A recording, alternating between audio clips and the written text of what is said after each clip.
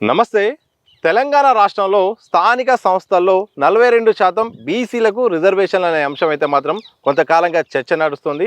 Schedule number 9లో కేంద్రం చేర్చాల్సిందే అని కూడా బీసీ సంఘాలు, రాజకీయ పార్టీలు కూడా ఇటు అయితే మాత్రం పెద్ద ఎత్తున మాత్రం డిమాండ్ చేస్తున్నారు. వాస్తవ పరిస్థితులు ఏంటి? ఇప్పుడున్న పరిస్థితుల్లో సర్పంచ్ ఎన్నికల్లో కానీ మిగతా ఎన్నికల్లో కానీ 42% అమలు కావాలంటే ఏ రకమైన చట్ట సవరణ చేస్తే బాగుంటుంది, ఎలాంటి అవకాశాలు ఉన్నాయో తెలుసుకునే ప్రయత్నం చేద్దాం. మనతో పాటు ప్రొఫెసర్ అలాగే పొలిటికల్ అనలిస్ట్ గోల రమేష్ గారు ఉన్నారు. సార్ నమస్కారం. సార్ నమస్తే సార్, పెద్ద చర్చ షెడ్యూల్ నెంబర్ 9 అనే అంశాన్ని ప్రధానంగా చర్చ జరుగుతుంది. దాంతోపాటు ఎట్టి పరిస్థితుల్లోనూ రిజర్వేషన్లో అమలు చేయాల్సిందనే చర్చ. వాస్తవానికి స్థానిక సంస్థల ఎన్నికల్లో రిజర్వేషన్లు పూర్తి స్థాయిలో అమలు కావాలంటే ముందున్న లక్ష్యాలేంటి, మార్గాలేంటి? ఇప్పుడు ఈ చర్చ కంటే ముందు నేను ఒక క్వశ్చన్ అడుగుతాను సతీష్. సపోజ్ మీకు ఇద్దరు పిల్లలు ఉన్నారనుకోండి. ఒకరు 3 సంవత్సరాల అబ్బాయి, కొంచెం బాగా స్ట్రాంగ్గా ఉన్నాడు. ఇంకొక అబ్బాయి 2 సంవత్సరాల అబ్బాయి, అతను కొంచెం వీక్గా ఉన్నాడు. మీరు బజారుకు తీసుకెళ్తూ ఉన్నారు. తీసుకెళ్ళేటప్పుడు మీరు స్ట్రాంగ్గా ఉన్న అబ్బాయిని ఎత్తుకుంటారా, లేకపోతే వీక్గా ఉన్నటువంటి అబ్బాయిని ఎత్తుకొని పోతారా? వీక్గా ఉన్న అబ్బాయిని. సపోజ్ ఎవరైనా ఇద్దరు కొడుకులు, నీకు ఇద్దరు కొడుకులే కదా, ఇద్దరిని సమానంగా చూడాలా, సగం దూరం ఇతన్ని మోసుకొని వెళ్ళాలా, సగం దూరం అతన్ని మోసుకొని వెళ్ళాలా, అదే కదా సమానత్వం అంటే అని అన్నారనుకోండి, అది కరెక్టేనా? అది కరెక్టేనా? ఇద్దరిని సమానంగా మోసుకెళ్ళడం కరెక్టా, లేకపోతే బలహీనంగా ఉన్నవాడినే మోసుకెళ్ళడం కరెక్టా? బలహీనంగా ఉన్నాం, అంతే కదా. ఇప్పుడు మొత్తం ప్రపంచంలో, మన భారతదేశంలో నడుస్తున్న చర్చ అంతా ఇదేనండి. ఏంటి అని అంటే, ఈ కోర్టులు ఆర్టికల్ 16(1), ఆర్టికల్ 16(4) ఈ 2 రిజర్వేషన్లు. అది ఆర్టికల్ 16(1) ఏమని చెప్తుందంటే, equality of opportunity in employment అంది. అంటే ఉద్యోగ అవకాశాల్లో అందరికీ సమాన అవకాశాలు ఉండాలి. అంటే క్యాస్ట్ని బట్టి కానీ, రిలీజియన్ని బట్టి కానీ, రేస్ని బట్టి కానీ, జెండర్ని బట్టి కానీ, ప్లేస్ ఆఫ్ రెసిడెన్స్ని బట్టి కానీ ఎవరిని కూడా డిస్క్రిమినేట్ చేసి చూడకూడదు, అందరికీ సమాన అవకాశం ఇవ్వాలని ఆర్టికల్ 16(1) చెప్తుంది. అంటే దాన్ని సుప్రీంకోర్టు భాషలో చెప్పాలి అని అంటే ఫార్మల్ ఈక్వాలిటీ అంటారు దాన్ని. అంటే సమానత్వం, జనరల్గా అందరినీ సమానంగా చూడాలి అనేది ఫార్మల్ ఈక్వాలిటీ. ఈ రిజర్వేషన్లని, ఉద్యోగాల్లో రిజర్వేషన్ ఇచ్చే ఆర్టికల్ పేరు 16(4) అండి. ఆ 16(4) ఏమని చెప్తుంది అని అంటే, ఒకసారి ఆ ఆర్టికల్ కూడా ఏం చెప్తుందో చెప్తా. Nothing in this article shall prevent state from making any provision for reservation in appointments or post under the state which in the opinion of the state or not adequately represented in the services or post under the state అని చెప్తుంది. అంటే అర్థం ఏంటి అని అంటే, ఒకవేళ government కానీ ఏదైనా ఒక వర్గం, బ్యాక్వర్డ్ క్లాసెస్ ఎస్పెషలీ ఈ వెనుకబడిన తరగతుల్లో ఏదైనా ఒక వర్గము సరి అయినటువంటి ప్రాతినిధ్యం లేకపోతే, నాట్ అడిక్వేట్లీ రిప్రజెంటెడ్, సరి అయినటువంటి ప్రాతినిధ్యం లేకపోతే వాళ్ళకి రిజర్వేషన్ పెట్టచ్చు అని ఆ ఆర్టికల్ చెప్తుందండి. దాన్ని సుప్రీంకోర్టు పరిభాషలో చెప్పాలి అని అంటే జెన్యూన్ ఈక్వాలిటీ లేదా సబ్స్టాన్షియల్ ఈక్వాలిటీ అంటారు. ఇప్పుడు నేను మీకు ఒక ఎగ్జాంపుల్ చెప్పాను కదా, ఎవరిని ఎత్తుకుంటారు? వీక్గా ఉన్నవాడిని ఎత్తుకొని నడుస్తారా, నీ కొడుకుని స్ట్రాంగ్గా ఉన్న పెద్దోడిని ఎత్తుకొని నడుస్తారా, ఇద్దరిని సమానంగా ఎత్తుకుంటారా, లేకపోతే వీక్గా ఉన్నవాడినే పూర్తిగా ఎత్తుకుంటారంటే మీరేమన్నారు? వీక్గా ఉన్నవాడినే పూర్తిగా ఎత్తుకున్నారు అని అంటారు. అంటే దాన్ని సుప్రీంకోర్టు పరిభాషలో చెప్పాలంటే జెన్యూన్ ఈక్వాలిటీ లేదా సబ్స్టాన్సివ్ ఈక్వాలిటీ అని అంటారు. మరి సబ్స్టాన్సివ్ ఈక్వాలిటీ ఇవ్వడం న్యాయమా, ఫార్మల్ ఈక్వాలిటీ ఇవ్వడం న్యాయమా? Substantial equality. Minimum common sense కదండి. కానీ అగ్రవర్ణాలతో కూడినటువంటి ఆధిపత్య భావజాలం ఉన్న సుప్రీంకోర్టు జడ్జిలు ఈ రకమైనటువంటి సబ్స్టాన్సివ్ ఈక్వాలిటీని ముందుకు తీసుకురాకుండా, లేదు సమానంగా 50% దాటకూడదు అంటే ఏంటి, సగం సగం ఇవ్వాలి. ఒక యాపిల్ పండు ఉందనుకోండి, యాపిల్ పండుని మన ఇద్దరము ఉన్నాము, ఆ అబ్బాయి కెమెరామ్యాన్ ఉన్నాడు, ఆ అబ్బాయి 2 ముక్కలు కోసి సగానికి కరెక్ట్గా ముక్కలు కోసి నీకు ఒక ముక్క నాకు ఒక ముక్క ఇచ్చాడు అనుకోండి, దాన్ని ఫార్మల్ ఈక్వాలిటీ ఆర్టికల్ 16(1) ప్రకారం అని చెప్పచ్చు.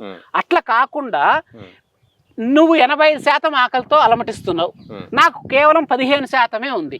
నువ్వు బహుజనులబ్బా, 85% ఆకలితో ఉన్నావు, నేను 15% అబ్బా, నేను అగ్రవర్ణాలకు చెందిన సమాజాన్ని రిప్రజెంట్ చేస్తున్నా, నాకు 15% ఆకలి ఉంది, నీకు 85% ఆకలి ఉంది. కానీ అప్పుడు పండుని ఏ విధంగా కోసియాలా?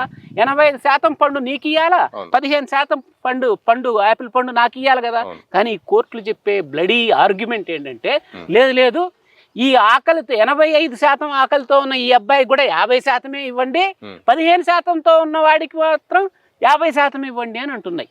ఇది న్యాయమా అనేది ప్రజలంతా కూడా, మన రాష్ట్రంలో కానీ దేశంలో ఉన్నటువంటి ప్రజలంతా కూడా ఆలోచించాల్సినటువంటి విషయం.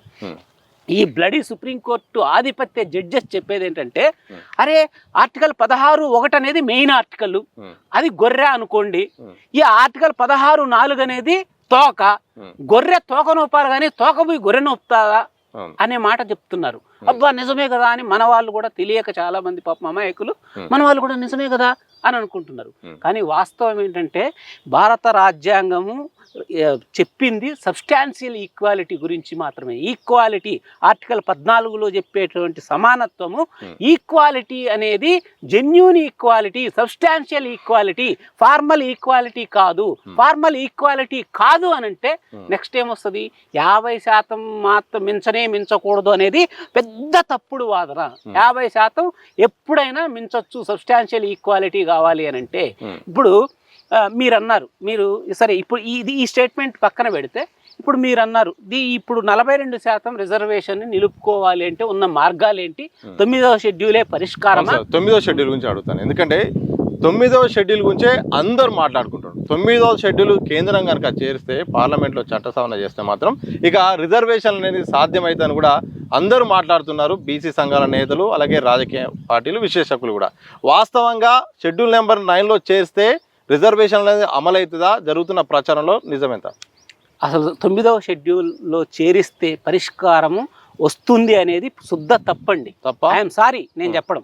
జస్టిస్ ఈశ్వరయ్య గారు, విశారదన్ మహారాజ్ గారు, చిరంజీవులు గారు, వీళ్ళందరూ కూడా బీసీ ఫోరం మేధావులు, వీళ్ళందరూ కూడా 9వ షెడ్యూలే పరిష్కారము అని చెప్పి చెప్తున్నారు. కానీ ప్రాక్టికల్గా నేను ఎక్స్ప్లెయిన్ చేస్తా ఏ విధంగా అనేది. ప్రాక్టికల్గా ఇది పరిష్కారం కానే కాదు. 2 అంశాలు ఉన్నాయి దీంట్లో. ఇప్పుడు 9వ షెడ్యూల్లో చేర్చాలి అని అంటే ఫస్ట్ ఏం చేయాలా, రాష్ట్ర ప్రభుత్వము ఆర్టికల్ 31(c) కింద ఒక చట్టాన్ని తయారు చేసి గవర్నర్ సంతకంతో ప్రెసిడెంట్ ఆఫ్ ఇండియాకు పంపిస్తే, ప్రెసిడెంట్ ఆఫ్ ఇండియా సంతకం పెట్టాలి అని అంటే గవర్నర్ సంతకం అయిన తర్వాత అది పార్లమెంట్కి వెళ్ళాలా. పార్లమెంటు ఉభయ సభల్లో రాజ్యాంగాన్ని సవరించి, ఏదైతే తమిళనాడులో 69% కోసం 76వ రాజ్యాంగ సవరణ చేశారో ఆ రకమైనటువంటి రాజ్యాంగ సవరణ చేసి రాష్ట్రపతికి పంపిస్తే, రాష్ట్రపతి ఆమోద వేస్తే దాన్ని తీసుకెళ్లి ఆర్టికల్ 31(b) కింద 9వ షెడ్యూల్లో చేరిస్తే అది పరిష్కారం వస్తుంది అని అనుకుంటారు. ఇప్పుడు నిజంగా అందులో 9వ షెడ్యూల్లో పెడితే పరిష్కారం వస్తుందా రాదా అనేది మళ్ళీ డిస్కస్ చేద్దాం. అసలు 9వ షెడ్యూల్లో పెట్టడానికి పార్లమెంట్ ఒప్పుకుంటుందా అనేది ఒకసారి మాట్లాడదాం.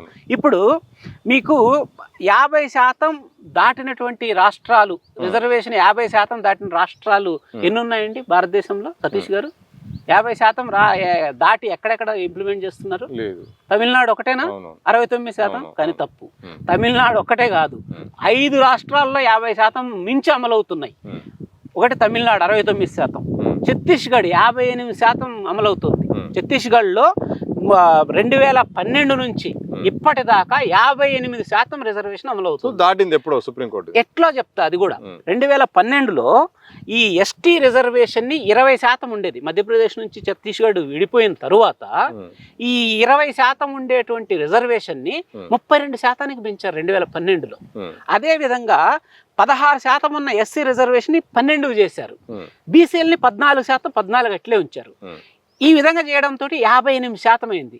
వెంటనే నీలాంటోడో నాలాంటోడో వెళ్ళి హైకోర్టులో కేసేసాడు ఛత్తీస్గఢ్లో. కోర్టులో కేసేస్తూనే ఛత్తీస్గఢ్ ఇందిరా సహాని కేసులో 50% మించకూడదని చెప్పారు, మీరు 50% దాటారు కాబట్టి అడ్డంగా కొట్టేస్తున్నాము అని చెప్పి ఛత్తీస్గఢ్ హైకోర్టు కొట్టేసింది. కొట్టేస్తే అక్కడ ఉన్నటువంటి రాష్ట్ర ప్రభుత్వం అభిషేక్ మను సింఘ్వి, హరీష్ సాల్వే ఇట్లాంటి పెద్ద పెద్ద లాయర్లను పెట్టి సుప్రీంకోర్టులో వాదనలు వినిపించారండి. సుప్రీంకోర్టులో వాదనలు వినిపిస్తే ఏం చేసిందంటే సుప్రీంకోర్టు ఇంట్రెస్టింగ్ గా హైకోర్టు జడ్జిమెంట్ మీద స్టే ఇచ్చింది. అంటే నువ్వు కొట్టేయడానికి కుదరదు, మేము చెప్పేంత వరకు మీరు కంటిన్యూ చేయండి అని. ఇప్పటిదాకా కూడా 58% రిజర్వేషన్లు నడుస్తూనే ఉన్నాయి ఛత్తీస్గఢ్లో. ఇది 2వ స్టేటా 3వ స్టేట్ గురించి చెప్తా. మహారాష్ట్రలో 52% రిజర్వేషన్లు ఉంది ఇప్పటి నుంచి ఎన్నో సంవత్సరాలుగా. 52%. అక్కడ ఏంటంటే 50కి మించి 2% ఉంది కాబట్టి ఎవరు పెద్దగా పట్టించుకోవట్లేదు, అది నడుస్తుంది. ఈ 3వ స్టేట్ అయిపోయిందా? మన స్టేట్ ఏదండి? తెలంగాణ. తెలంగాణలో ఎంత అండి రిజర్వేషన్ ఇప్పుడు? 54%. గిరిజనులకి 6 నుంచి 10% కేసీఆర్ గారు పెంచారు కదా, 50 ఉన్నది కాస్త ఇప్పుడు 54% అయింది, 50% కట్ ఆఫ్ దాటింది. సో మనతో స్టేట్ అయిందా, 4 అయినాయా. తర్వాత రీసెంట్గా 2019లో మధ్యప్రదేశ్లో బీసీల రిజర్వేషన్ని 14 నుంచి 27% పెంచారండి. అక్కడ 63% అయింది రిజర్వేషన్. 63% అయితే ఏది నేను ఈడబ్ల్యూఎస్ కాకుండా చెప్తున్నా, ఈ 63% అయితే వెంటనే అక్కడ కూడా హైకోర్టుకి వెళ్ళారు. హైకోర్టుకి వెళ్తే ఏం చేసిందంటే మెడికల్ అడ్మిషన్స్లో మీరు 50% మించకూడదు అని చెప్పి స్టే ఇచ్చింది. ఓకే. తర్వాత టీచర్స్ వాళ్ళు వెళ్ళారు, టీచర్స్ రిక్రూట్మెంట్లో వాళ్ళకు కూడా స్టే ఇచ్చింది. అట్లా ఎవరైతే కోర్టుకు వెళ్ళారో అట్లా 3-4 డిపార్ట్మెంట్స్లో స్టే ఇచ్చింది, కానీ మిగతా చోట బ్రహ్మాండంగా అమలవుతూ ఉంది. 27% అమలవుతూ ఉంది. అది సుప్రీంకోర్టు ఇప్పుడు హైకోర్టు నుంచి సుప్రీంకోర్టుకు వచ్చింది మొన్ననే, జస్ట్ అక్టోబర్లోనే వచ్చింది సుప్రీంకోర్టు ముందుకు వస్తే. సుప్రీంకోర్టు ఏమని చెప్పింది అని అంటే, అరే మీరు 63%కి పెంచారు కదా, అన్ని డిపార్ట్మెంట్స్లో ఎందుకు ఇంప్లిమెంట్ చేయట్లేదు, అందరూ అడుగుతున్నారు మమ్మల్ని. సుప్రీంకోర్టు రివర్స్లో అడిగింది మధ్యప్రదేశ్ని. ఒకటి. రెండవది ఇంకొకటి ఏం చేసింది అని అంటే, వాళ్ళు అక్కడ ఏవైతే స్టే ఇచ్చారో అక్కడ 100 పోస్టులు ఉన్నాయనుకోండి, 13% పెంచారు కదా ఓబీసీలకి, ఆ 13 పోస్టులని పక్కన పెట్టి గత 6 సంవత్సరాలుగా 87 పోస్టులే ఫిలప్ చేస్తున్నారు. 13 ఇప్పటికీ పక్కన తీసి పెట్టారు. సుప్రీంకోర్టు జడ్జిమెంట్ వచ్చేంత వరకు ఈ 13ని ఓబీసీల కోసం అట్లా కేటాయించి అట్లా పక్కన పెట్టారు. వాళ్ళు ఏం చేస్తున్నారంటే ఇక్కడ జాగ్రత్తగా ఆలోచించాల్సింది ఏంటంటే, నిజంగా ఆ సుప్రీంకోర్టులో ఈ 63% రిజర్వేషన్ నిలుపుకోవడం కోసం వాళ్ళు మనం ఎట్లయితే ఈ socio political economic employment and educational caste survey 2024 చేశారో, అదేవిధంగా వాళ్ళు కూడా ఒక కమిషన్ వేసి లాట్ ఆఫ్ డేటా గ్యాదర్ చేశారు. చేసి దాన్ని అరే ఈ రిజర్వేషన్స్ని ఎందుకు పెంచాలి బీసీలకి, వాళ్ళ రాజకీయ పరిస్థితులు ఏంటి, అదేవిధంగా విద్యా ఉద్యోగాల్లో వాళ్ళ ఎంత వెనుకబడి ఉన్నారు అని స్టడీ చేసి సుప్రీంకోర్టుని సంతృప్తి పరచడానికి ఏకంగా ఒక యూనివర్సిటీకి ఆ డేటాని ఇచ్చారు అనాలిసిస్ చేయడానికి. Ambedkar university of social sciences అంటారు. అలాంటి యూనివర్సిటీకి ఇచ్చి అనాలిసిస్ చేస్తున్నారు. సుప్రీంకోర్టు మీరు రండి తొందరగా, ఎందుకు మీరు కౌంటర్ వేయట్లేదు, ఎందుకు మా ముందుకు వాదనలకు రావట్లేదు అని అంటే, బ్యాక్గ్రౌండ్ లో వాళ్ళు ఈ పనంతా చేసుకుంటూ ఇంకొక అద్భుతమైన విషయం, మన రాజకీయ నాయకులంతా కూడా బుద్ధి తెచ్చుకొని తెలుసుకోవాల్సినటువంటి విషయం ఏంటంటే, ఆ Madhya Pradesh chief minister BC Mohan Yadav, అంతకు మునుపున్న శివరాజ్ సింగ్ చౌహాన్ కూడా బీసీ. ఈ మోహన్ యాదవ్ అఖిలపక్ష సమావేశానికి లీడర్లని ఆహ్వానిస్తే పిసిసి ప్రెసిడెంట్ వచ్చాడు. మరి ఇప్పుడు రేవంత్ రెడ్డి ఆహ్వానిస్తే కేటీఆర్ వస్తారా మరి? తర్వాత లీడర్ ఆఫ్ అపోజిషన్ అంటే అక్కడ బీజేపీ గవర్నమెంట్ కదా, కాంగ్రెస్ లీడర్ ఆఫ్ అపోజిషన్ కూడా ఆ మీటింగ్కి వచ్చాడు, బీఎస్పీ వచ్చారు, అన్ని పార్టీల వాళ్ళు వచ్చారండి. వచ్చి వాళ్ళంతా కలెక్టివ్గా ఒక టీమ్గా ఏర్పడి దాని మీద వర్కౌట్ చేస్తున్నారు. మరి మధ్యప్రదేశ్లో ఏ గవర్నమెంట్ అన్నా బీజేపీ అన్న. తర్వాత మనకి మరాఠా రిజర్వేషన్ని 2021లోనూ 2022 అనుకుంటాం కుట్టేశారు. మరాఠాలకు 16% రిజర్వేషన్ ఇస్తాము అని అంటే 5 జడ్జిల బెంచ్ మరాఠా జడ్జిమెంట్లో 5 జడ్జిల బెంచ్ అడ్డంగా కొట్టేసింది. 50% మించడానికి లేదు, మరాఠాలకు రిజర్వేషన్ ఇవ్వడానికి లేదు అని చెప్పింది. అక్కడ ఏం గవర్నమెంట్ అండి అది చేసినప్పుడు, చట్టం చేసినప్పుడు దేవేంద్ర ఫడ్నవీస్ చీఫ్ మినిస్టర్, ఇప్పుడు కూడా ఆయనే, అది బీజేపీ గవర్నమెంటే. మరి రాజస్థాన్లో ఈ రకమైనటువంటి ప్రయత్నాలు జరిగినాయి. తర్వాత ఛత్తీస్గఢ్లో బీజేపీ గవర్నమెంటే చేసింది. తర్వాత ఈ మన మహారాష్ట్రలో బీజేపీ గవర్నమెంట్, తర్వాత బీహార్ ట్రై చేసింది 50% దాటడానికి. దాన్ని బీహార్ హైకోర్టు, పాట్నా హైకోర్టు అడ్డంగా కొట్టేసింది. కొట్టేస్తే బీహార్లో ఎవరు గవర్నమెంట్ అండి? నితీష్ కుమార్ గవర్నమెంట్, అంటే oxygen for Modi government. Nitish Kumar Chandrababu Naidu మీదనే ఆధారపడి ఈరోజు ఎన్డీఏ బతుకుతుంది. మరి బీహార్లో కూడా కొట్టేసింది. మరి వీళ్ళందరికీ చేత కాకనా 9వ షెడ్యూల్లో పెట్టించుకోలేరా మరి వీళ్ళు? అంటే మనం అడిగితే 9th షెడ్యూల్లో పెట్టేస్తారా? మరి మనం కాంగ్రెస్ గవర్నమెంట్ ఉండి మనం అడిగితే 9th షెడ్యూల్లో పెడతారా? లేకపోతే రాష్ట్రాల్లో బీజేపీ డబుల్ ఇంజిన్ సర్కార్ ఉన్నటువంటి ప్రభుత్వాలు అడిగితే 9th షెడ్యూల్లో పెడతారా? మరి 9th షెడ్యూల్లో పెట్టే అవకాశం ఉంటే మరి మధ్యప్రదేశ్ ఎందుకు అడగలే, బీహార్ ఎందుకు అడగలే, మహారాష్ట్ర ఎందుకు అడగలే, రాజస్థాన్ ఎందుకు అడగలే, ఛత్తీస్గఢ్ ఎందుకు అడగలే? అంటే అర్థం ఏంటి? 9వ షెడ్యూల్లో అంత ఆషామాషిగా ప్రభుత్వం ఒప్పుకునేటువంటి పరిస్థితి లేనే లేదు. మనం కాంగ్రెస్ గవర్నమెంట్ అడిగితే పెడతారండి? అంత పెద్ద రాజకీయ డబుల్ ఇంజిన్ సర్కార్ గవర్నమెంట్సే వాళ్ళకి చేత కాకనా 9వ షెడ్యూల్లో పెట్టించుకోలేకే కదా ఇప్పుడు సుప్రీంకోర్టుని ఎలా తృప్తిపరచాలని కొంతమంది మూసుకొని మరాఠాలకు రిజర్వేషన్ లేకుండానే మహారాష్ట్ర వాడు నడుపుకుంటున్నాడు, బీహార్ వాడు రిజర్వేషన్ 50% దాటకుండానే నడుపుకుంటున్నాడు. మరి వాళ్ళు అడగలేరు 9వ షెడ్యూల్లో పెట్టమని? మరి మనం అడిగితే పెడతారా 9వ షెడ్యూల్లో? సో మనం అడిగితే పెట్టలేని పరిస్థితి ఉంది. అయితే షెడ్యూల్ నెంబర్ 9 కాకుండా ఇంకా ఏ పరిష్కార మార్గాలు ఉన్నాయి స్థానిక సంస్థల ఎన్నికల్లో 42% బీసీలకు రిజర్వేషన్లు కావాలంటే? నేను ఒకటి అడుగుతా, ఇంకో మాట చెప్పాలి మీకు. ఇక్కడ 9వ షెడ్యూలు ప్రాక్టికల్గా నాట్ పాసిబుల్ అని చెప్పాను కదా మీకు.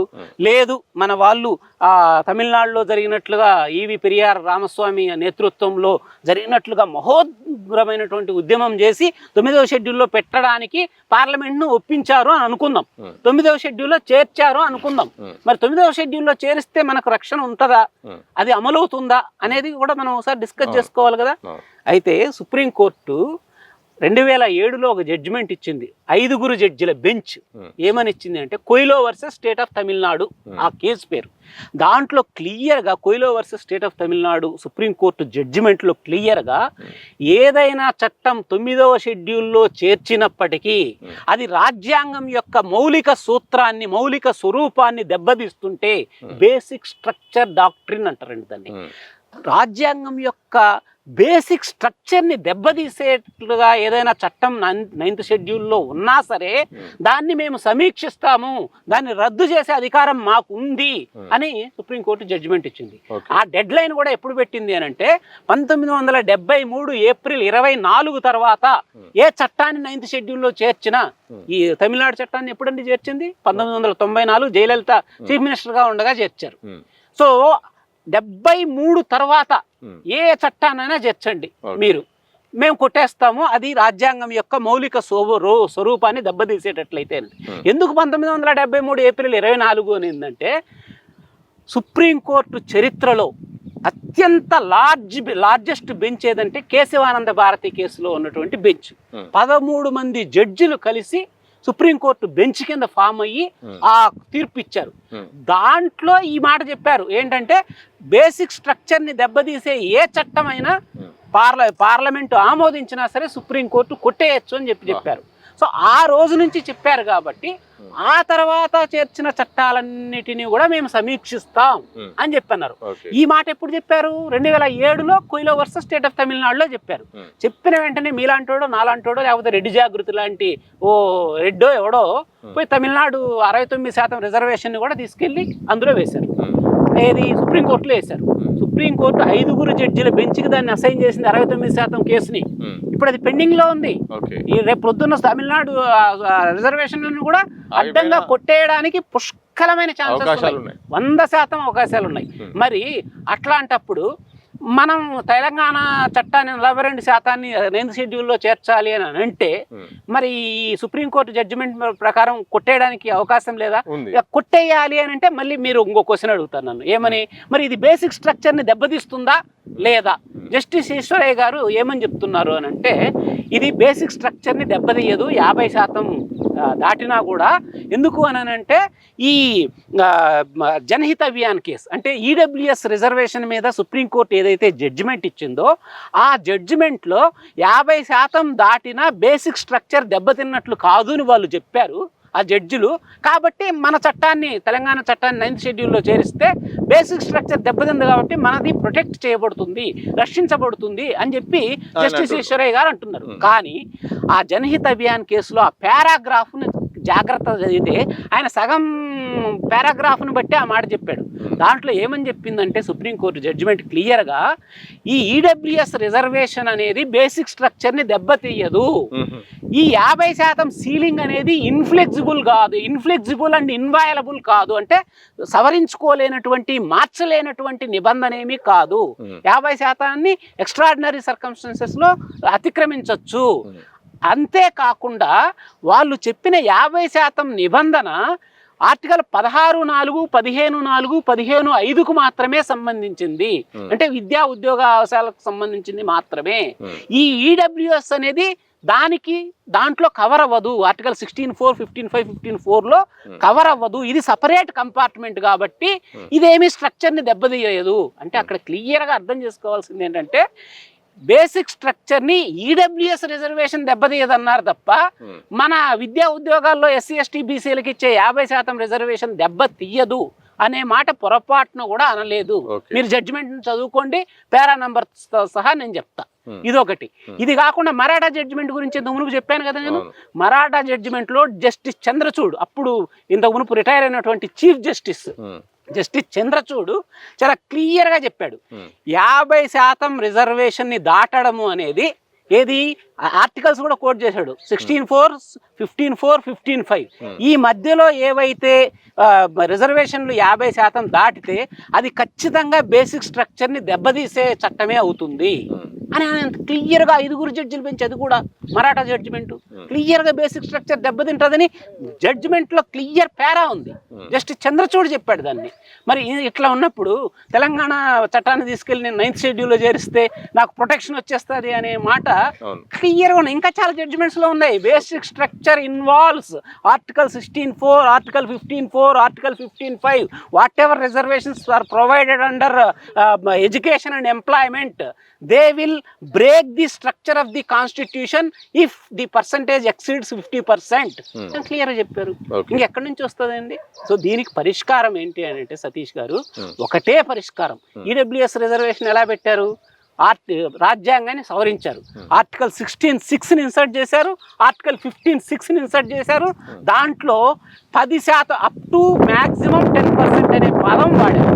అంటే 10% వరకు మీరు ఇచ్చుకోవచ్చు అని వాడారు.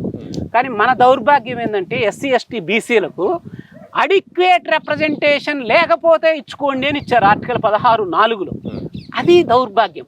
దాన్ని మనం సవరించాలి. 67% ఇవ్వాలి ఎస్సీ ఎస్టీ బీసీలకి అని వాళ్ళు ఎట్లయితే 10% అని స్పెసిఫిక్గా పెట్టారో మనం కూడా 67% అని పెట్టాలి.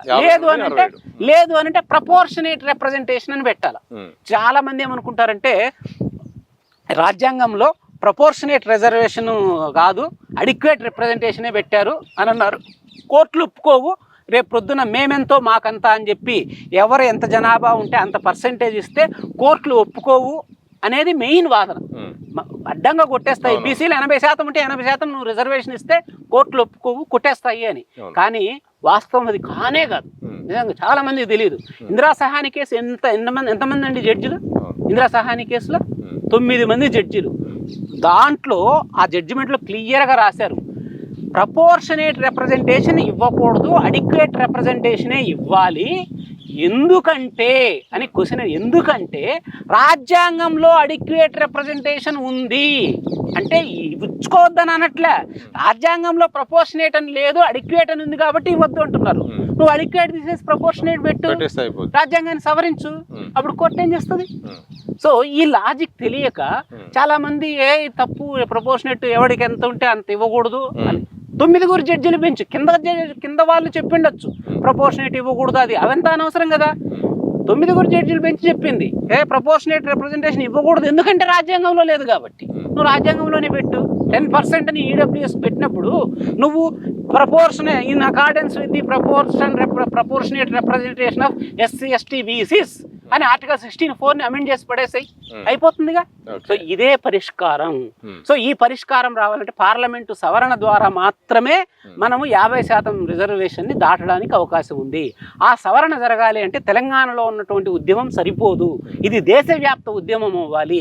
ప్రతి పొలిటికల్ ఏదైతే తెలంగాణ మూమెంట్ కోసం Congress party, Telangana Telugu Desam party, Telangana Congress party, TRS party, కమ్యూనిస్టులు అందరూ కలిసి ఏ విధంగా అయితే ఉప్పెనలాగా మీదపడి రాష్ట్రాన్ని సాధించుకున్నారో అదే పద్ధతిలో దేశవ్యాప్తంగా ఉన్నటువంటి పొలిటికల్ పార్టీస్ అంతా కాంగ్రెస్ పార్టీతో పాటుగా యునానిమస్గా బీజేపీ మీద ప్రెషర్ తీసుకొస్తే తప్పకుండా పార్లమెంట్లో రాజ్యాంగ సవరణ జరుగుతుంది. ఈ దరిద్రానికి అనేక సంవత్సరాల నుంచి ఈ ఎస్సీ ఎస్టీ బీసీలు అనుభవిస్తున్నటువంటి ఈ దరిద్రానికి బ్రేక్ పడుతుంది. సతీష్ గారు సార్, ఇదే సందర్భంలో చివరిగా అడుగుతాను సార్, సాధ్యాలు ఎందుకంటే మీరు దానికి పరిష్కారం చెప్పారు, కానీ ఈ యూనిటీ అనేది సాధ్యమా? తెలంగాణ రాష్ట్రం కోసం ఒక ఉవ్వెత్తున ఉద్యమం జరిగింది. ఒక బీసీ రిజర్వేషన్ల కోసం అన్ని రాజకీయ పార్టీలు, అన్ని పక్షాలు, ప్రజా కూటములు, సంఘాలు ఇవన్నీ కూడా ఒక తాటిగా అయ్యి అన్ని రాష్ట్రాల్లో కూడా ఈ యొక్క ఒత్తిడి తీసుకురావాల్సిన అవసరం ఉంటుంది. అది ఇప్పుడున్న పరిస్థితుల్లో సాధ్యమా? ఏం చేస్తే బాగుంటుంది? సతీష్ గారు, మీరు అనే మన ఉద్యమమే తెలంగాణలో ఒక రకంగా వెళ్ళాల్సిన డైరెక్షన్లో వెళ్ళట్లేదు అనేది నా ప్రగాఢమైనటువంటి విశ్వాసం అండి. ఈ 42% రిజర్వేషన్ని అమలు చేసుకోవడానికి స్కోప్ ఉంది, ఇప్పటికీ కూడా స్కోప్ ఉంది నాకు తెలిసినంత వరకు. నేను చెప్తా ఎట్లా చేసుకోవచ్చు. చాలా మందికి తెలియదు, ఇది అవ్వదు, ఓన్లీ 9th షెడ్యూలే పరిష్కారం, లేకపోతే రాజ్యాంగ సవరణే పరిష్కారం అనుకుంటున్నారు. ఈ రోజు కూడా 42% సర్పంచ్ ఎలక్షన్స్లో మీరు చేసుకోవడానికి బలమైనటువంటి ఛాన్స్ ఉంది. ఎలాగో నేను చెప్తా. ఇప్పుడు 42% అని అన్నారు, స్టేట్ మొత్తం మీద 42%మేగా, అంతేనా? కానీ అట్లా 42% ఇవ్వడానికే లేదు. కృష్ణమూర్తి 2010 జడ్జిమెంట్, 5 జడ్జిల బెంచ్. అదేవిధంగా వికాస్ కిషన్ రావు గవాలి 2022 జడ్జిమెంట్. ఈ 2 జడ్జిమెంట్లలో కూడా చాలా క్లియర్గా చెప్పారండి, నువ్వు there shall not be any uniform and rigid quantity of reservation for OBCs అన్నారు. అంటే అర్థం ఏంటంటే, ఒక ఫిగర్ని స్టేట్ మొత్తం నేను ఇంప్లిమెంట్ చేస్తానంటే కుదరదు అని క్లియర్గా ఇచ్చారు. ఓకే, వాళ్ళు ఏమని చెప్పారంటే క్వా లోకల్ బాడీ అన్నారు. అంటే లోకల్ బాడీ వైజ్ నువ్వు ఎవరెవరు ఎంత పర్సెంటేజ్ ఉన్నారు, ఎవరు రాజకీయంగా వెనుకబడి ఉన్నారు అని చెప్పి డేటా తీయాలి అని అన్నారు. అంటే నువ్వు 42% మొత్తం స్టేట్ అంతా వేసిస్తానంటే కుదరదు. చాలా క్లియర్గా రాశారు అక్కడ, లోకల్ బాడీ వైజ్ ప్రపోర్షనేట్ రిప్రజెంటేషన్ని ఎవాల్వ్ అవ్వాలి బీసీలకి అని అన్నారు. అంటే ఇప్పుడు రాష్ట్రంలో 112,000 వార్డులు ఉన్నాయి, 12,000 పంచాయతీలు ఉన్నాయి, 5,700 ఎంపీటీసీలు ఉన్నాయి, 580 జెడ్పీటీసీలు ఉన్నాయి. ప్రతి లోకల్ బాడీకి ఆ పర్టికులర్ డెమోగ్రాఫిక్స్ని బట్టి, అరే బీసీలు ఎంత జనాభా ఉన్నారు, ఎస్సీలు ఎంత ఉన్నారు, ఎస్టీలు ఎంత ఉన్నారు, ఒక చోట ఎస్టీలు 1% ఉండొచ్చు, అదే చోట ఎస్సీలు 2% ఉండొచ్చు. 2 + 1 ఎంత? 3. 50లో 3 పోతే ఎంత? 47% కూడా నువ్వు ఆ లోకల్ బాడీలో బీసీలకు పెట్టుకోవచ్చు. అట్లా ఒక్కొక్క లోకల్ బాడీ వైజ్ నువ్వు డిసైడ్ చేయాలా. అది ఎలా చేయాలా? నువ్వు కాంటెంపరేనియస్ ఎంపిరికల్ డేటా తీసుకోవాలని చెప్పారు కదా. ఆ డేటా తీసుకొని ఆ డేటాని ఏదైనా ఒక యూనివర్సిటీకి మధ్యప్రదేశ్లో లాగా అప్పచెప్పి ప్రతి లోకల్ బాడీ వైజు ఓబీసీ జనాభా ఎంత ఉంది, ఆ జనాభాలో కూడా మళ్ళీ క్యాస్ట్ వైజ్ తీసుకోవాలా. అది కూడా కోర్టు జడ్జిమెంట్లో ఉంది, సుప్రీంకోర్టు జడ్జిమెంట్స్లో ఉంది. నువ్వు జస్ట్ లైక్ బీసీలందరికీ మున్నూరు కాపుకే మొత్తం అవకాశాలన్నీ ఇస్తే సరిపోదు. ఆ లోకల్ బాడీలో బీసీల ఏ పెరిక కమ్యూనిటీ ఉంది, వాళ్ళు ఎక్కువ మంది ఉంటే వాళ్ళు గతంలో ఎలక్షన్స్లో పార్టిసిపేట్ చేశారా లేదా, వాళ్ళు రాజకీయంగా వెనుకబడి ఉన్నారా లేదా. రాజకీయంగా వెనుకబడి ఉండాలా. పొలిటికల్ బ్యాక్వర్డ్నెస్ని బట్టి లోకల్ బాడీస్లో ఆ పర్టికులర్ లోకల్ బాడీలో రిజర్వేషన్ చేయాలా. సార్ వాడు చాలా బలహీనుడు సార్, వాడు ఎకనామికల్గా అంటే ఆర్థికంగా చాలా బలహీనంగా ఉన్నాడు, సామాజికంగా చాలా బలహీనంగా ఉన్నాడు అంటే కుదరదు. ఒకటే చెప్పింది supreme court judgment Krishnamurthy, selection is different from election. Selection అంటే ఏంటి? విద్యా ఉద్యోగాల్లో ఐఐటికి సెలెక్ట్ కావడం, ఉద్యోగానికి సెలెక్ట్ కావడం selection is different from election. Election అనేది local bodies. So selection is different from election. ఆ వెనుకబాటుతనం సరిపోదు, సామాజిక ఆర్థిక వెనుకబాటుతనం కాదు, రాజకీయ వెనుకబాటుతనం ఉందా. వాళ్ళు బాగా డెవలప్ అయినా కూడా నష్టమేం లేదు, వాళ్ళకి రిజర్వేషన్ ఇవ్వచ్చు. బలిసిపోయి ఉన్నారు వాళ్ళు, అయినా ఇవ్వచ్చు. ఎప్పుడు? వాళ్ళు పొలిటికల్గా ఇన్అడిక్వేట్ రిప్రజెంటేషన్ ఉంటే. అట్లా లోకల్ బాడీ వైజ్ రిజర్వేషన్ని తయారు కావాలా. ఇది ఒకటి. అంటే ఫస్ట్ ఏం చేయాలా? ఇప్పుడు ఆర్డినెన్స్ పంపించారు, 2 బిల్స్ పంపించారండి, మేము చేయాల్సిందంతా చేశాము అని కాంగ్రెస్ గవర్నమెంట్ అంటుంది. అవును కదా? సో ఈ 2 బిల్స్ దేనికి పంపించారు? 9th షెడ్యూల్లో చేర్చడానికి ఆర్టికల్ 31C కింద పంపించారు. దాన్ని మనం ఏం చేయలేము, ఎందుకంటే గవర్నర్ ప్రెసిడెంట్కి పంపించాడు. ప్రెసిడెంట్ ఆఫ్ ఇండియాని మనం ఇన్ఫ్లుయెన్స్ చేయలేం, పార్లమెంటుని మనం ఇన్ఫ్లుయెన్స్ చేయలేం. మన స్టేట్ వరకు మనం ఏదైనా చేసుకోగలం. దానికి ఇంకేం చేశారు? పంచాయతీరాజ్ చట్టాన్ని సవరిస్తూ ఆర్డినెన్స్ని పంపించారు. పంచాయతీరాజ్ చట్టాన్ని ఆర్డినెన్స్ని పంపిస్తే అది కూడా గవర్నర్ సంతకం పెట్టలేదు. కానీ పంచాయతీరాజ్ ఆర్డినెన్స్ సవరణ ఏం చేశారు? 42% పెడతాం మేము అని పెట్టారు. స్టేట్ మొత్తం 42% పెట్టకూడదు అని చెప్పింది కదా జడ్జిమెంట్స్లో. లోకల్ బాడీ వైజ్ ఉండాలా, పొలిటికల్ బ్యాక్వర్డ్నెస్ చూసి పెట్టాలని చెప్పింది కదా. సో ఆ ఆర్డినెన్స్ కూడా ఇప్పుడు చెల్లదు, మనం చెయ్యాలి అంటే కూడా చెల్లదు. మీకు ఇంకొక భయంకరమైన నిజం చెప్తా. ఏంటంటే ఇప్పుడు హైకోర్టు సుప్రీంకోర్టు ఏమని చెప్పినాయి? పాత రిజర్వేషన్ల ప్రకారం కావాలంటే మీరు వెళ్ళండి, కానీ ఈ 42%తో వెళ్ళడానికి లేదు అని కొట్టేసాయి కదా హైకోర్టు, సుప్రీంకోర్టు. పాత రిజర్వేషన్ ప్రకారం బొండి అని అన్నారు కదా. మీరు పాత రిజర్వేషన్ ప్రకారం బొండి మళ్ళీ రెడ్డి జాగృతో లేకపోతే కమ్మ జాగృతో లేకపోతే వైశ్య జాగృతో మళ్ళీ కోర్టుకు వెళ్ళారనుకో, ఆ 23% రిజర్వేషన్ పాత రిజర్వేషన్ని కూడా కొట్టేసి జనరల్ సీట్స్ కింద మార్చుకొని ఎలక్షన్స్ పెట్టండి అని చెప్పి సుప్రీంకోర్టు కానీ హైకోర్టు కానీ జడ్జిమెంట్ ఇస్తుంది. 100% రాసి పెట్టుకోండి మీరు. వాళ్ళు వెళ్ళలేదు కాబట్టి ఇప్పుడు మీరు పాత రిజర్వేషన్తో వెళ్ళండి అన్నారు.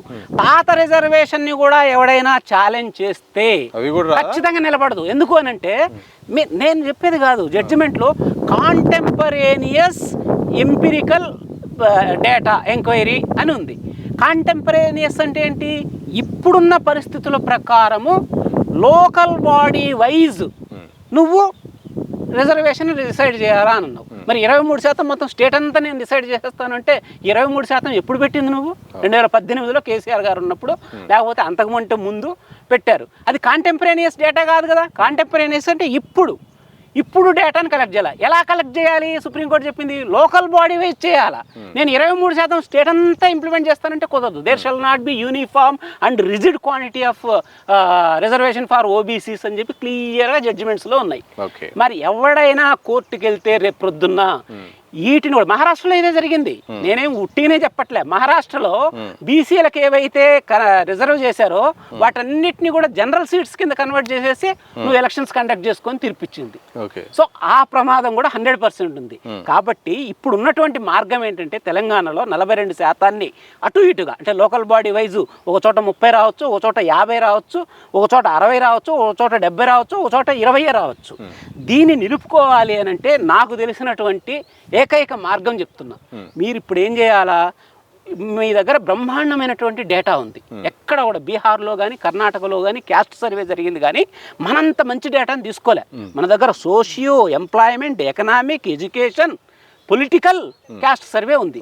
ఆ డేటానంతా తీసుకెళ్ళి ఉస్మానియాకో, జేఎన్టీయూకో, లేకపోతే ఇంకేదైనా అంబేద్కర్ ఓపెన్ యూనివర్సిటీకో, ఇగ్నోకో ఇచ్చేసేయాలి. ఇచ్చేసి అరే బాబు ఇన్ని లోకల్ బాడీస్ ఉన్నాయి, మా దగ్గర 12,000 పంచాయతీలు ఉన్నాయి, ఈ పంచాయతీల్లో మీరు మా దగ్గర పాపులేషన్ ఫిగర్స్ ఉన్నాయి, వాళ్ళు ఉద్యోగం ఎంతమంది చేస్తున్నారు, పొలిటికల్గా వాళ్ళు ఎంతమంది సర్పంచులు అయ్యారు, ఆ కులము అని చెప్పి డేటా ఉంది. దీన్ని అనలైజ్ చేసి ప్రతి లోకల్ బాడీ వైజ్ నాకు రిజర్వేషన్ పర్సంటేజ్ ఇవ్వండి అని చెప్పి వాళ్ళని అడగాల. ఆ డేటా వచ్చిన తర్వాత దాన్ని పబ్లిక్ డొమైన్లో పెట్టాలి. పబ్లిక్కి అది అవైలబుల్గా ఉండే ఆ డేటానంతా పబ్లిష్ చేయాలి. అప్పుడు ప్రజల నుంచి అభ్యంతరాలు స్వీకరించాలి. అభ్యంతరాలు స్వీకరించిన తర్వాత అప్పుడు చట్టాన్ని తయారు చేయాలి. ఆ బిల్లుని గవర్నర్కి పంపించాలి. గవర్నర్కి పంపించేటప్పుడు ఇంకొక విషయం ఇక్కడ చాలా ఇంపార్టెంట్. గవర్నర్ సంతకం ఎందుకు పెడతాడు? 50% రిజర్వేషన్ దాటిపోతుంది కదా. కాబట్టి నేను న్యాయ నిపుణుల సలహాలు తీసుకోవాలా, ఇది పెట్టడానికి లేదు అది ఇది అని అంటాడు. ఇప్పుడు ఎట్లయితే ఆర్డినెన్స్కి సంతకం పెట్టలేదో అది కూడా అట్లే అవుతుంది. దానికి ఏం చేయాలంటే ఆ ప్రతి బిల్లుకి ఆబ్జెక్ట్స్ అండ్ రీజన్స్ అని ఉంటాయండి. ఎందుకు పెడుతున్నాం, దేనికోసం పెడుతున్నాం అనేది రాయాలి కంపల్సరీ. ఆ ఆబ్జెక్ట్స్ అండ్ రీజన్స్లో కొన్ని ఇంపార్టెంట్ పాయింట్లు పెట్టాలి. ఏంటి అని అంటే 50% రిజర్వేషన్ దాటకూడదు అని ఇందిరా సహాని కేసులో చెప్పింది. 50% దాటాలి అని అంటే ఒక మార్గం చెప్పింది. ఏం మార్గం చెప్పింది? People residing in far flung areas in order to bring them into the mainstream of the national life you can increase the 50% reservation because మన దేశం అనేది ఇది సోషల్ డైవర్సిటీ కంట్రీ కాబట్టి సో ఎగ్జెప్షనల్ సర్కమ్స్టెన్సెస్లో special care తీసుకొని మీరు దాటచ్చు, but there shall be a special case to be made out అని చెప్పారు. సో అంటే వెసులుబాటు ఉంది. సో ఆ వెసులుబాటుకు తగ్గట్లుగా అరే బీసీలంతా కూడా చాలా వెనుకబడి ఉన్నారు, ఈ పలాని పల్లెలో రంగారెడ్డి జిల్లాలో ఎట్లున్నారు, లేకపోతే మహబూబ్నగర్ డిస్టిక్లో ఎట్లున్నారు, ఆదిలాబాద్ డిస్టిక్లో ఎట్లున్నారు, చాలా వెనుకబాటుతనంతో ఉన్నారు అనే డేటాని చూపెట్టాలి. ఆబ్జెక్ట్స్ అండ్ రీజన్స్లో రాయాలి. ఇంత పర్సంటేజ్ ఆఫ్ పాపులేషన్కి పొలిటికల్ బ్యాక్వర్డ్నెస్ అసలు లేనే లేదు, అదే పొలిటికల్ బ్యాక్వర్డ్నెస్ చాలా ఉంది. వాళ్ళు ఇప్పటిదాకా 90 కులాలు బీసీలలో ఇప్పటిదాకా వాళ్ళకి రాజకీయ ప్రాతినిధ్యమే లేదు. సో అని ఆ డేటాని పొందుపరచాలి. నెంబర్ 1.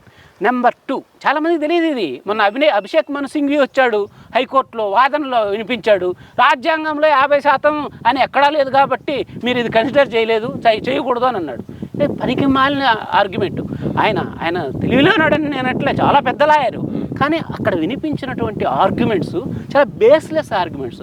అరే రాజ్యాంగంలో చెప్పలేదు, బాగానే ఉంది, మరి ఎందుకు మరాఠా జడ్జిమెంట్ మరాఠాలకు కొట్టేశారు, గుజ్జర్లకు కొట్టేశారు, లేకపోతే మధ్యప్రదేశ్లో కొట్టేశారు, ఇవన్నీ కూడా ఎందుకు చేస్తారు? మరి సుప్రీంకోర్టు చెప్పింది కాబట్టి. మరి సుప్రీంకోర్టు చెప్పిన తర్వాత రాజ్యాంగంలో లేదు మీరు కానివ్వండి అంటే ఒప్పుకుంటారా? దీంట్లో ఇంపార్టెంట్ కేసు ఒకటి ఉంది సతీష్ గారు, NM Thomas versus state of Kerala అని 1976లో ఒక జడ్జిమెంట్ వచ్చింది. 7 జడ్జిలు ఇది ఇందిరా సహాని 50% దాటాలంటే కొన్ని ప్రత్యేక పరిస్థితులు ఉండాలి అని చెప్పింది. 7 జడ్జిల బెంచ్లో ఏమని చెప్పింది తెలుసా? ఆశ్చర్యపోతారు నేను చెప్తే. వాళ్ళు క్వశ్చన్ అడిగారు, 80% ఒక దేశంలో ఉన్నటువంటి 80% ప్రజలు వెనుకబడిన జాతులు అయ్యుండి, ఆ వెనుకబడిన జాతులు బాగా వెనుకబాటుతనం వల్ల వాళ్ళకి 80% రిజర్వేషన్ని ఇస్తే దాన్ని తప్పంటారా? క్వశ్చన్ మార్క్ వేసి definitely your answer must be in negative అనింది. అంటే అది తప్పు కాదు, మా అభిప్రాయం 80% వెనుకబడి ఉన్నారంటే 80% మీరు పెట్టుకోవచ్చు అని చెప్పి ఎన్ఎం థామస్ కేసు 7 జడ్జి బెంచ్లో క్లియర్గా ఇచ్చింది. దాన్ని మనం అబ్జెక్షన్ రీజన్స్లో పట్టుకురావాలా. హైకోర్టులో కేసు వస్తే హైకోర్టు చెప్పాలా, సుప్రీంకోర్టు కేసు వస్తే సుప్రీంకోర్టుకు చెప్పాలా. అదేవిధంగా మొన్న వచ్చిన ఈడబ్ల్యూఎస్ రిజర్వేషన్స్లో కూడా చాలా క్లియర్గా చెప్పింది సుప్రీంకోర్టు, ఈ 50% అనేది ఇన్ఫ్లెక్సిబుల్ కాదు, ఇది ఓన్లీ ఒక గైడింగ్ ప్రిన్సిపల్, ఒక కాషన్, ఒక హెచ్చరిక, ఒక గైడింగ్ ప్రిన్సిపల్.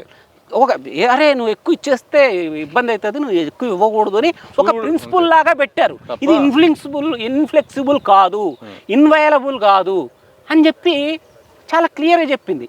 అది మనం వాడుకోవాలా.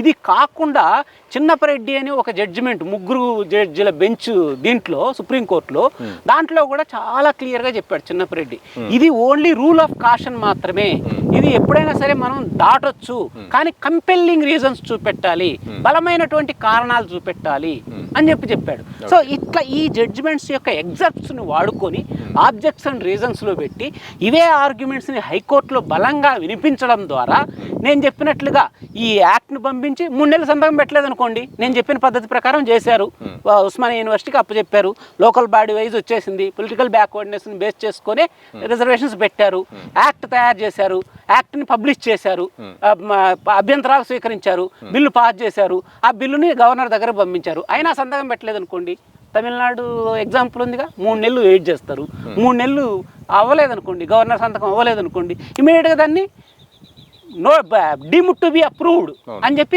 గెజెట్ పబ్లిష్ చేసేసేయండి. సుప్రీంకోర్టు జడ్జిమెంట్ ప్రకారం గవర్నర్ 3 నెలల వరకు కూడా పెట్టలేదు కాబట్టి మేము దీన్ని నో యాక్ట్ కింద పబ్లిష్ చేస్తున్నామని చెప్పి గెజెట్ పబ్లిష్ చేసేసి ఆటోమేటిక్గా మీరు ఎలక్షన్స్కి వెళ్ళిపోండి. హైకోర్టులో రెడ్డి జాగృతులు అంటే వాళ్ళు పోతారు హైకోర్టుకి. అప్పుడు నేను చెప్పిన ఆర్గ్యుమెంట్స్ ఉన్నాయి కదా, సుప్రీంకోర్టు చెప్పినవే నేను చెప్పింది. సుప్రీంకోర్టు కృష్ణమూర్తి కేసులో 5 జడ్జిల బెంచ్ చెప్పింది, నేను చెప్పిన మరాఠా జడ్జిమెంట్ కూడా 5 జడ్జిలే, అదేవిధంగా ఈ ఈడబ్ల్యూఎస్ కూడా 5 జడ్జిలే, ఎన్ఎం థామస్ 7 జడ్జిలు, వీళ్ళు చెప్పినవన్నీ ఉన్నాయి. ఇదేమి రూల్ ఆఫ్ కాషన్ మాత్రమే, ఇదేమి ఇన్ఫ్లెక్సిబుల్ కాదు, కంపెల్లింగ్ రీజన్స్ ఉంటే you can always overcome 50% reservation, 80% ఉంటే 80% కూడా ఇచ్చుకోవచ్చు ఎన్ఎం థామస్లో చెప్పారు. వీటిని ఫుట్ ఫోర్త్ చేసి బలంగా వాదిస్తే స్టే ఇవ్వకపోయినా సరిపోతుందిగా. హైకోర్టు స్టే ఇవ్వకుండా, సరే మీరు ఎలక్షన్స్కి మేము స్టే ఇవ్వట్లేదు, మేము మీ ఆర్గ్యుమెంట్స్ విన్నాము అన్నారనుకోండి, నువ్వు ఎలక్షన్స్ పెట్టుకో, ఇదంతా ఆర్గ్యుమెంట్స్ అయ్యేటప్పటికి 5 ఏళ్ళు పడుతుంది, ఈ 5 ఏళ్లలో నువ్వు పోరాటం చేయి పార్లమెంట్ చట్ట సవరణ కోసం విశారదన్ మహారాజు లాంటి గొప్ప వ్యక్తులతోటి, అప్పుడు పర్మనెంట్ పరిష్కారం అప్పుడు దొరుకుతుంది, ఈ లోపు అయితే మన పని అవుతుంది కదా. ఈ ప్రకారం మనం తెలంగాణలో రిజర్వేషన్స్ని ఇంప్లిమెంట్ చేసుకుంటే 50% దాటడానికి అవకాశం ఉంది.